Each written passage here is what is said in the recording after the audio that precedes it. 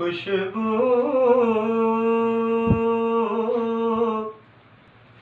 ہے دو عالم میں تیرے، اے گل چیدہ، خوشبو ہے دو عالم میں تیرے،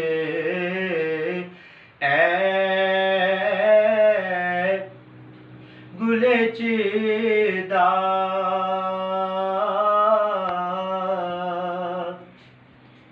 کس منہ سے بیاں ہوں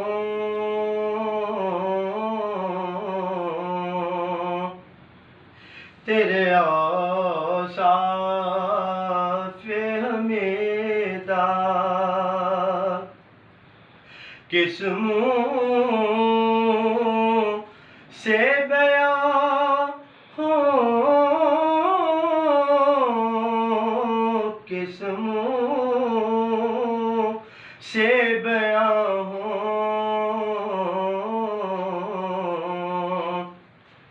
تیرے اوصاف حمیدہ، خیرات مجھے اپنی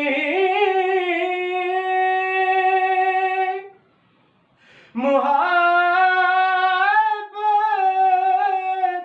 کی عطا کر،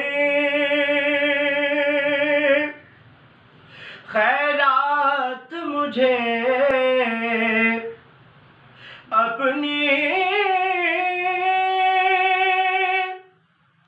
محبت کی عطا کر،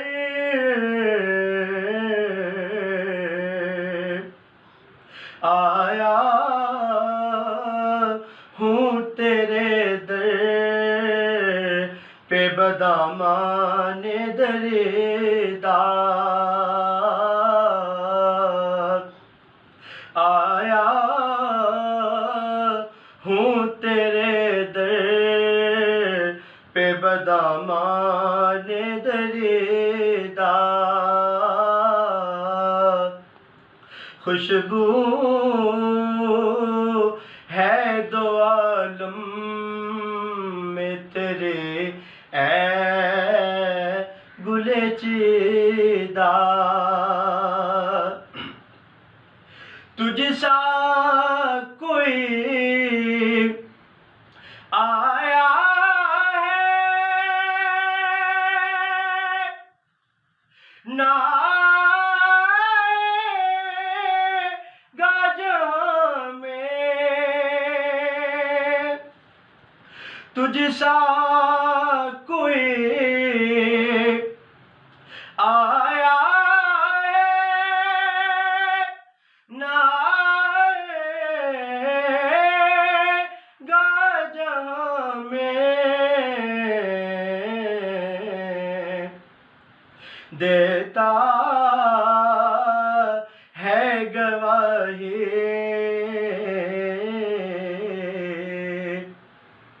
یہی عالم کا جریدہ، خوشبو ہے دو عالم میں تیرے، اے گل چیدہ۔ 13 اگست 1947 رات 11:55۔ یہ آل انڈیا ریڈیو ہے۔ ہمارے اگلے اعلان کا انتظار کیجیے۔ ماضی کا پنہ الٹیے صدرالی وقار۔ دہلی کی سڑکوں پر بہتی خون کی ندیاں، کچے مکانوں سے بھڑکتے آگ کے شعلے، بچوں کی یتیمی اور جوان لاشیں، بہنوں کی عصمت دری اور سہاگنوں کے اجڑتے سہاگ۔ ہندوستان کے اس گھنے جنگل میں انسانی حقوق کی پامالی کے 90 سال کا عرصہ ختم ہوا۔ رخ سحر کی لگن طویل ضرور تھی مگر ناممکن نہ تھی۔ دیار حسن کی بے صبر خوابگاہوں میں صبح ہونے کو ہے کہ سفینہ شام اپنی منزل کو پہنچنے والا ہے۔ آنکھیں گھڑی کی سوئیوں کی ٹک ٹک پر جمی ہیں اور کان ہوا کے دوش پر سوار آواز کی لہروں پر کے منتظر ہیں کہ ٹھیک رات 12 بجے مصطفیٰ علی ہمدانی کی آواز اسٹوڈیو پاکستان، جی ہاں صدر علی وقار، اسٹوڈیو پاکستان کی ریڈ لائٹ آن ہوتے ہی یہ آواز کانوں میں رس گھولتی ہے۔ السلام علیکم، پاکستان براڈ کاسٹنگ سروس، ہم لاہور سے بول رہے ہیں۔ 13-14 اگست 1947 عیسوی کی درمیانی رات 12 بجے طلوع صبح آزادی اور فضا میری پہچان پاکستان، میرا ایمان پاکستان کے نعروں سے گونج اٹھتی ہے کہ صبح آزادی میں لاہور ریلوے اسٹیشن پر کٹے پھٹے جسموں کو لے کر پہنچنے والی ریل گاڑی سے ٹپکتے لہو کی پون پون سے یہ صدا آتی ہے کہ اپنا قافلہ جب عزم و یقین سے نکلے گا، جہاں سے چاہیں گے رستہ وہیں سے نکلے گا، جہاں سے چاہیں گے رستہ وہیں سے نکلے گا۔ وطن کی مٹی مجھے ایڑیاں رگڑنے دے، مجھے یقین ہے کہ چشمہ یہیں سے نکلے گا، مجھے یقین ہے کہ چشمہ یہیں سے نکلے گا۔ اور پھر وہ جو کہتے تھے کہ یہ عرض پاک کچھ عرصے سے زیادہ چلنے والی نہیں، اس زمانے نے دیکھا کہ اس بہتے لہو اور ان لازوال قربانیوں کو ہم نے رائگاں جانے نہ دیا۔ سن 1965 ہم ٹینکوں کے آگے لیٹے ہوئے اس سرزمین پر صدقے ہو رہے ہیں کہ یہ سرزمین ہماری ہے، ہم پاکستان ہیں اور پاکستان ہمارا ہے۔ سن 1998 ہم گھاس کھا لیں گے لیکن ایٹم بم بنا کے رہیں گے کہ دشمن ہماری عرض پاک کی طرف ناپاک ارادہ لے کر نہ آئے کہ یہ سرزمین ہماری ہے۔ ارے ہم پاکستانی ہیں اور پاکستان ہمارا ہے۔ کہیں دشمن ایم عالم کی جرأت کو بھول نہ جائے، میں حسن علی ہوں کہ میں پاکستانی ہوں اور پاکستان ہمارا ہے۔ دشمن یہ نہ سمجھے کہ ہم ٹیکنالوجی کی سرزمین پر دشمن سے کہیں پیچھے ہیں۔ میں دنیا کی کم عمر ترین سافٹ ویئر انجینئر ہوں، میں عرفہ کریم ہوں، میں پاکستانی ہوں اور پاکستان ہمارا ہے۔ میں ایک سال میں 21 مضامین میں اعلیٰ گریڈ لے کر اپنے عرض پاک کا نام روشن کرتی ہوں کہ مجھے محبت ہے اس سرزمین سے، میں علی معین نوازش ہوں، میں پاکستانی ہوں اور پاکستان ہمارا ہے۔ ہاں تم جو دیکھو، اگر تمہاری نگاہوں کی کرنوں سے سورج بھی جل جائیں گے، ارے تم چلو تو صحیح، تم پڑھو تو صحیح، میری دھرتی کے منظر بدل جائیں گے۔ بے خبر ساتھیوں، ہم سفر ساتھیوں، ارے تم مسیحا ہو، تم تو رگے جان ہو، تم محمد علی، تم لیاقت علی، تمہیں قائد تم ہی تو نگہبان ہو، تمہیں قائد تم ہی تو نگہبان ہو۔ ہاں ہم نگہبان ہیں کیونکہ ہم مقروض ہیں صدر علی وقار، ہم مقروض ہیں۔ ہمارے جسم پر کپڑا، ہمیں ملنے والا روٹی کا ٹکڑا، کھانے والا اناج اور پینے والا پانی، رہنے کو سرزمین اور پہچان کو نام اس عرض پاک نہیں تو دیا ہے، تو میں کیوں نہ کہوں صدر علی وقار، ہم مقروض ہیں اپنی اس عرض پاک کی کہ بغیر اس کے کہاں ممکن تھی شناخت میری، بغیر اس کے کہاں ممکن تھی شناخت میری کہ میرا ملک میرے شجرِ نسب کی طرح ہے، میرا ملک میرے شجرِ نسب کی طرح ہے۔ تو سلامت وطن، تا قیامت وطن، سلام پاکستان، سماعتوں کا شکریہ۔ بسم اللہ الرحمن الرحیم۔ تمام معزز پاکستانی دوستوں کو السلام علیکم۔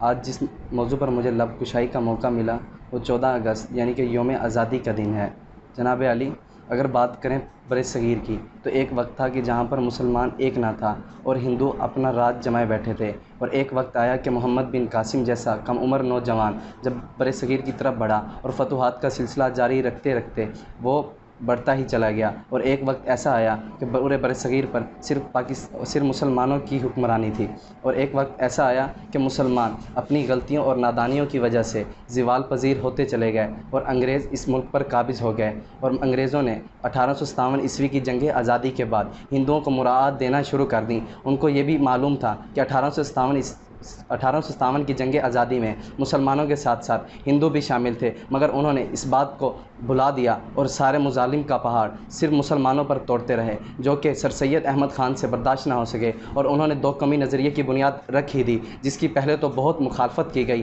مگر اقبال، قائد اور بہت ساری ایسی شخصیات جنہوں نے اس نظریے کی بنیاد پر ہی مسلمانوں کو آگے بڑھنے کا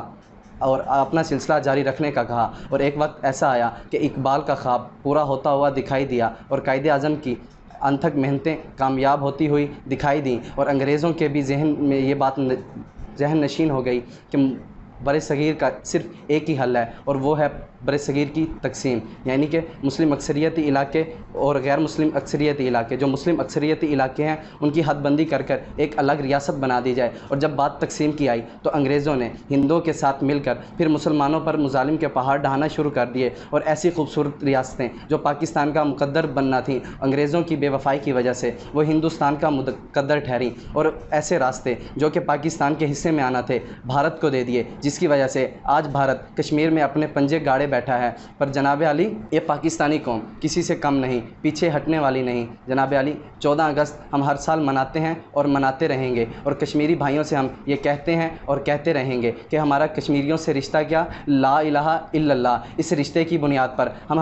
ہمیشہ کشمیر کے ساتھ تھے اور کشمیر کے ساتھ رہیں گے۔ جناب علی، اگر بات 14 اگست کی ہو تو ہمارے لیے یہ 14 اگست 1947 کا سورج نوید اور خوشخبری کی طلوع ہوا۔ جناب علی، 14 اگست کو وہ پاک سرزمین جس کا خواب اقبال نے دیکھا، جس کی بنیاد سر سید نے رکھی، وہ قائم ہو گیا، اور اس ملک کی مائیں ایسی مائیں ہیں کہ جب بچوں کو دودھ پلا کر جوان کر دیتی تو یہ نہ کہتی کہ بیٹا میری حفاظت کرنا، یہ نہ کہتی کہ بیٹا میری بیٹی کی حفاظت کرنا، ہر ماں کا یہی خواہش ہوتی کہ بیٹا مجھ سے وعدہ کرو کہ جب وطن نے جان مانگی جان دو گے، لہو مانگا لہو دو گے، اور اگر کبھی کسی کی جان لینی پڑی تو پیٹھ نہ پھیرو گے۔ وہ اولادیں اپنی ماؤں کو وعدہ کر کے آگے بڑھتیں کہ اے ماں تجھ سے وعدہ رہا، اگر ہماری اس ماں نے بھی ہم سے جان مانگی تو جان دیں گے، لہو مانگا لہو دیں گے، اور ماں تیری قسم، اور ماں تیری قسم، اگر ہمیں وطن کی خاطر کسی کی جان لینی پڑی تو جان لے کر بھی دکھائیں گے۔ اور 65 کے میدان میں مسلمان پاکستانیوں نے وہ قدم کر دکھایا جس کا انہوں نے وعدہ کیا۔ 14 اگست کو جو ہم نے قربانیاں دیں وہ ہمارے لیے نئی نہیں تھیں، جب سے اسلام پھلا اور پھولتا چلا گیا تو یہ ہمارا قربانیوں کا سلسلہ وہیں سے چلا، اور 14 اگست 1947 کو کئی ماؤں نے اپنے بیٹوں کو شہید ہوتے دیکھا، کئی بہنوں نے اپنے بھائیوں کو اجڑتے دیکھا، کئی بیویوں کا سہاگ اجڑ گیا، مگر ان کی زبان سے اف تلک کی آواز نہ آئی، کیونکہ ان کو پتہ تھا کہ ہماری آنے والی ہی نسلیں اگر اسی غلامی میں رہیں تو یہ قربانیوں کا سلسلہ یہیں تھم جائے گا۔ اور خدا کی قسم ہم ایسی قوم ہیں جو شروع سے قربانیاں دیتے آئے ہیں اور اب بھی دے رہے ہیں، اور خدا کی قسم اگر اس وطن کو ہماری قربانیوں کی آگے بھی ضرورت پڑی تو یہ قوم قربانیاں دیتی رہے گی۔ یہ قوم کسی سے ڈرنے والی نہیں، یہ قوم نڈر بے باک ہے۔ یہ تو وہ سرزمین ہے جس کے بارے میں اقبال کہتے ہیں، امیر حرم کو جہاں سے آتی تھی ٹھنڈی ہوائیں، میرے حرم کو جہاں سے آتی تھی ٹھنڈی ہوائیں، وہی میرا وطن ہے، آتی تھی ٹھنڈی ہوائیں، میرے حرم کو۔ محترم صدر اور حاضرین کرام، السلام علیکم۔ آج آزادی کا دن ہے۔ میں آج اس مبارک موقع پر 14 اگست کے حوالے سے لب کشائی کرنا چاہوں گا۔ آج سے ٹھیک 73 سال قبل اسلامیان بر صغیر نے قائد اعظم اور مسلم لیگ کی قیادت میں انگریز سامراج اور ہندو بالادستی سے نجات پا کر ایک عظیم اسلامی مملکت پاکستان کی بنیاد رکھی۔ ساتھیوں، اس عہد کے پس منظر میں ایک طویل عرصہ جدوجہد ہے جو کہ سالوں پر نہیں بلکہ صدیوں پر محیط ہے۔ 14 اگست 1947 کے سنگ میل پر ایک روح فرساں داستان لیے ہوئے علامہ صاحب فرماتے ہیں، سرفروشی کی تمنا اب ہمارے دل میں ہے، دیکھنا ہے زور کتنا بازوئے قاتل میں ہے۔ جناب صدر، بر صغیر میں اس جدوجہد کا آغاز محمد بن قاسم کی آمد سے ہوتا ہے، جس کے بعد 1000 برس تک مسلمان بر صغیر پر اس قدر عمدگی سے حکومت کرتے ہیں کہ جس کی مثال، جس کی نظیر پوری دنیا میں نہیں ملتی۔ مگر 1857 کی جنگ آزادی کے بعد انگریزوں نے مسلمانوں پر اس قدر ظلم ڈھائے کہ جس کی انسانیت کی روح سن کر کانپ اٹھے۔ صدر عالی وقار مسلمانوں کو تباہ قوم بنانے، اس کی معاشی اقدار، اس کی معاشی و معاشرتی صورتحال اور اس کی زندگی کو جنگ آزادی میں ناکامی کے بعد ابتر بنانے کی پوری کوششیں کی گئی، اور اس کے ساتھ مسلم حقوق کے تحفظ کے لیے سر سید احمد خان، علامہ محمد اقبال اور قائد اعظم جیسی شخصیات اور بہت سے اکابرین نے قدم بڑھایا، اور اس طرح دو قومی نظریہ وجود میں آیا۔ اور 1930 میں علامہ محمد اقبال نے علیحدہ مملکت کے قیام کا خیال پیش کیا، اور اسی خیال کو عملی جامہ پہنانے کے لیے قوم نے قائد اعظم رحمۃ اللہ علیہ کا بھرپور ساتھ دیا، اور قائد اعظم رحمۃ اللہ علیہ کی بھرپور جدوجہد اور لگن سے 23 مارچ 1940 کو قائد اعظم نے لاہور میں قرارداد پاکستان پیش کی۔ خدا نے آج تک اس قوم کی حالت نہیں بدلی، نہ ہو جس کو خیال آپ اپنی حالت کے بدلنے کا۔ صدر عالی وقار